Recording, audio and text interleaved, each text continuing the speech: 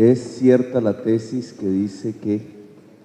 el cambio climático puede afectar más que proporcionalmente y en primer lugar los sectores más pobres de un territorio, de una sociedad. En sociedades altamente desiguales como las nuestras en América Latina o con alta pobreza como en otras regiones del mundo, el cambio climático golpea en primer lugar a este tipo de poblaciones, las más discriminadas, las más débiles, las más pobres.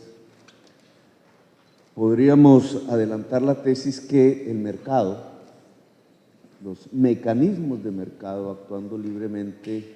empiezan a valorar la tierra, el suelo, de tal manera que si es más segura, vale más, si es más insegura, vale menos,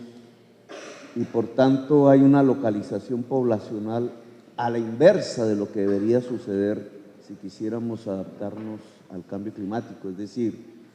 que en los suelos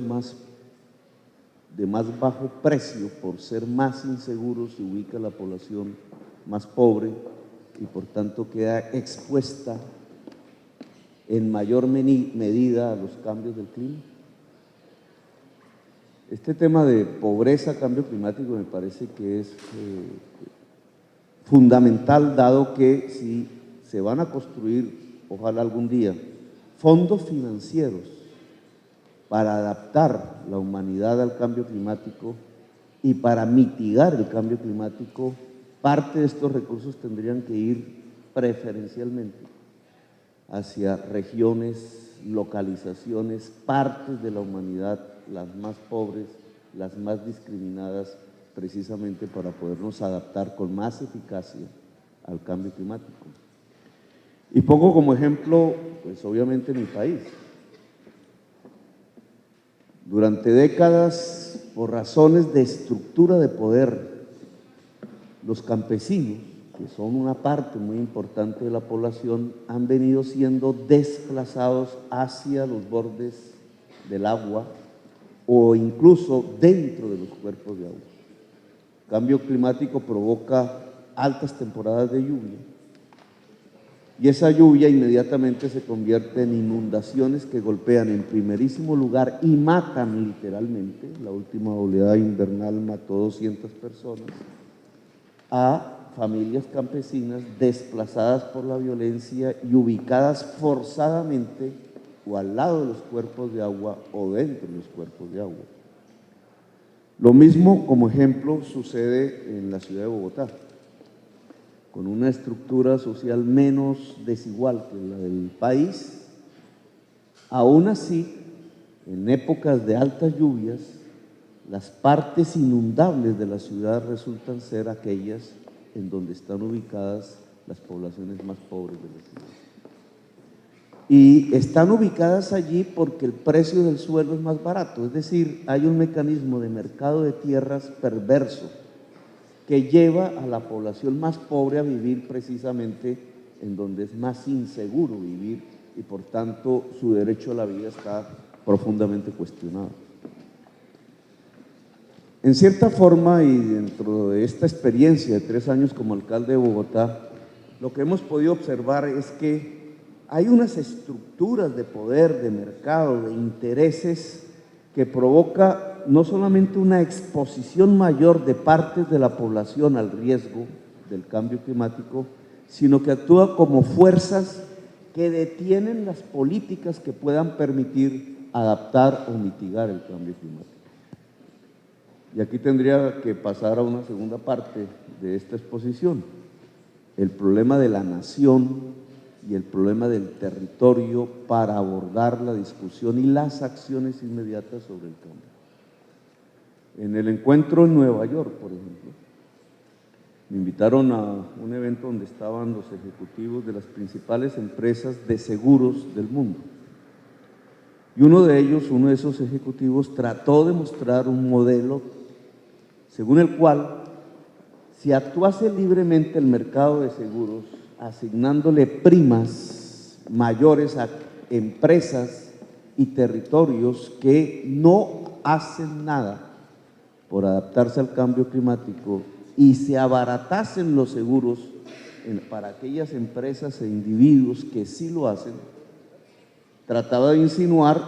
el Ejecutivo que el mercado de seguros podría ser un factor de agenciamiento de adaptación del cambio climático.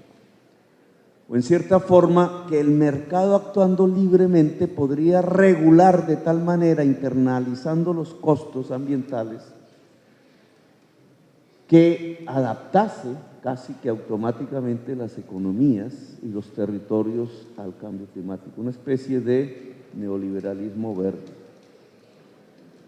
Estas fuerzas, estas posiciones, estas ideologías que se hacen presentes en estos encuentros tratan de llevarnos a la posición que, sin afectar estructuras de poder, sea económico, intereses derivados de la economía o políticos, podemos adaptarnos tranquilamente a los cambios del clima e incluso a través del mercado mitigar los efectos del cambio climático. Mi experiencia dice que eso no es así y que al contrario es lo que hace que pasemos de COP19 a COP20 a COP21 y probablemente a una COP100 sin mayores medidas y ya demasiado tarde. Porque estamos ante una maquinaria que resiste la adopción de políticas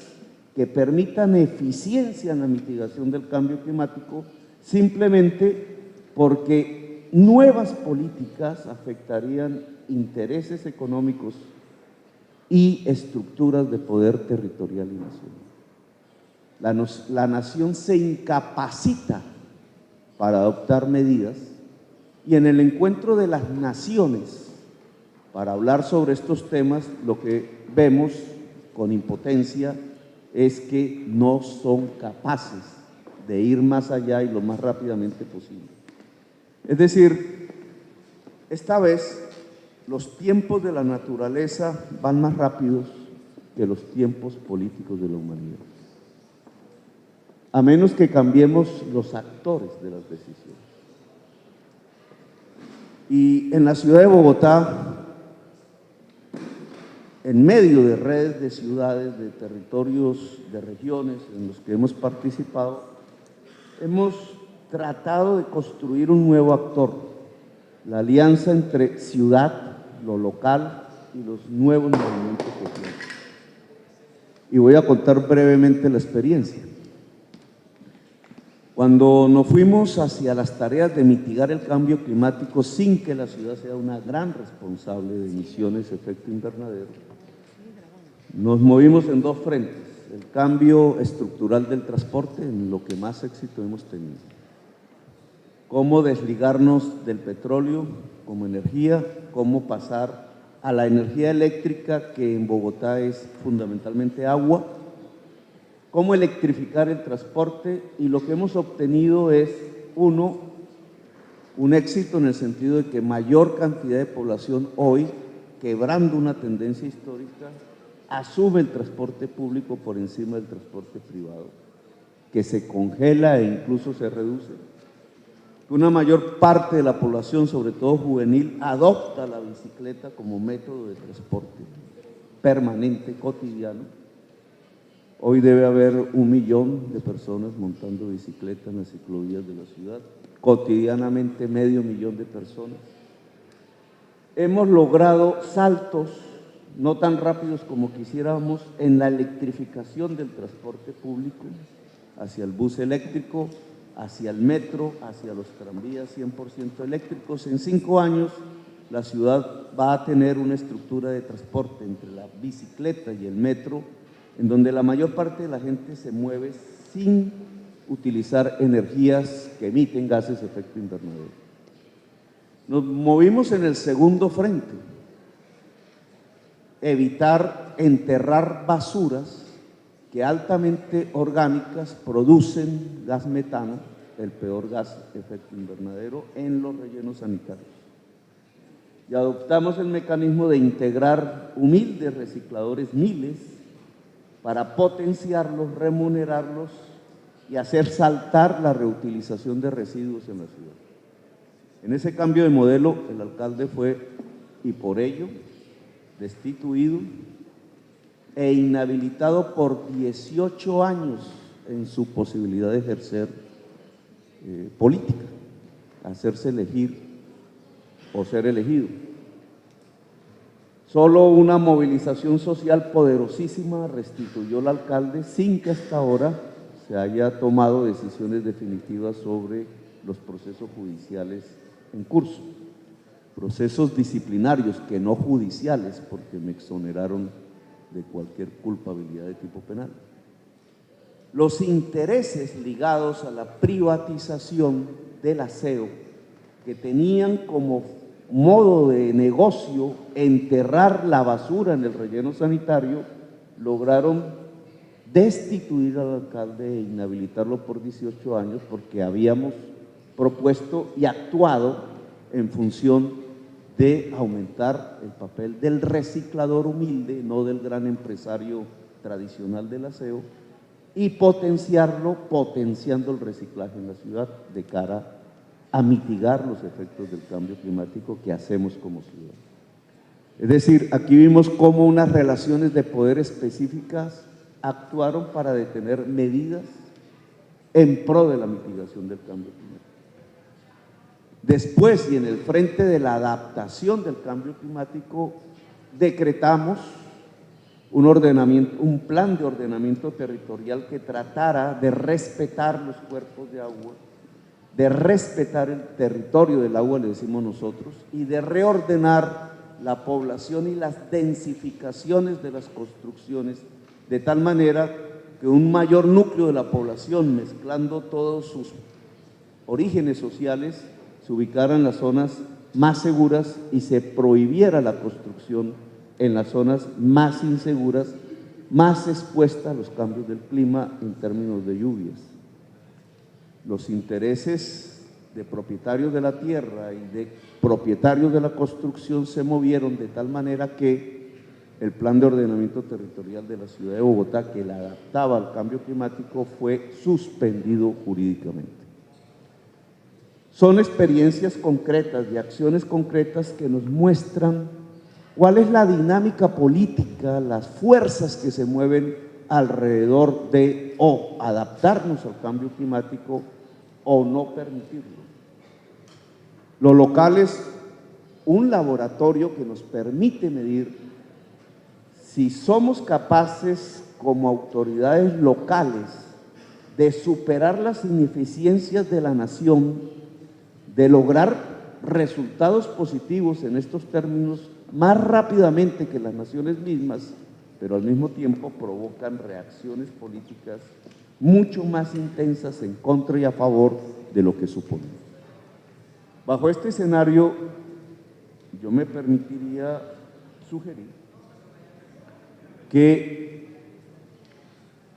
aunque sigamos presionando a las naciones en torno a decisiones como estos eventos lo hacen, produzcamos los nuevos sujetos que sean capaces de ser más eficientes en la mitigación del cambio climático y en la adaptación de la población a él. Y esos nuevos sujetos son básicamente no nacionales, son locales, gobiernos locales ligados a nuevos movimientos sociales